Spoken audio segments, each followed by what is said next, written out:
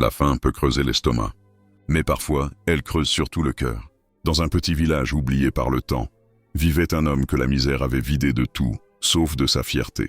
Chaque matin, il se levait avant le chant du coq, espérant que le jour serait différent. Chaque soir, il se couchait avec la même question brûlante. Pourquoi la vie m'a-t-elle oublié?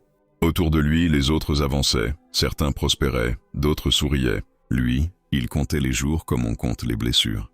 Peu à peu, la faim qu'il ressentait ne fut plus seulement celle du ventre, mais celle de reconnaissance, de justice, de revanche. Un soir, alors qu'il errait près du marché, il surprit une conversation. Un riche commerçant venait de recevoir une grosse somme d'argent. Une fortune, disait-on, assez pour nourrir 10 familles pendant des années. Cette nuit-là, l'homme ne dormit pas. Son esprit était en feu. Pourquoi lui, et pas moi? La question tourna en boucle jusqu'à devenir une décision. Le lendemain, il se présenta chez le commerçant, le visage humble, les mots doux. Il demanda du travail.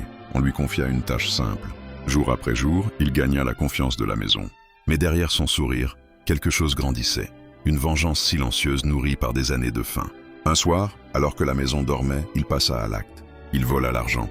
Mais au lieu de partir loin, il resta. Il voulait plus que de l'or. Il voulait que le commerçant ressente, ne serait-ce qu'un instant, ce que lui avait vécu toute sa vie. Quand le vol fut découvert, le chaos s'installa. Accusations, cris, larmes. Le commerçant tomba malade de chagrin. La honte et la ruine l'achevèrent. Mais l'homme affamé, lui, ne trouva pas la paix. L'argent ne calma pas son cœur. Chaque pièce sonnait comme un rappel de sa faute.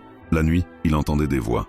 Le jour, il fuyait les regards. Il avait voulu se venger de la faim, mais il avait nourri la culpabilité. Un matin, on le retrouva seul, assis devant sa porte, l'argent posé à ses pieds. Il n'avait rien acheté, rien construit, rien réparé. Il comprit trop tard que la vengeance ne rassasie jamais un cœur blessé. La faim peut pousser à survivre, mais la vengeance pousse à se perdre. Ce n'est pas ce que tu prends aux autres qui te rendra entier, mais ce que tu choisis de devenir malgré la douleur. Quand le cœur est affamé d'amour, de justice ou de reconnaissance, l'argent ne le remplira jamais. Seule la sagesse peut briser le cycle de la souffrance. Si ce récit t'a touché, abonne-toi à la chaîne, aime la vidéo et partage-la autour de toi.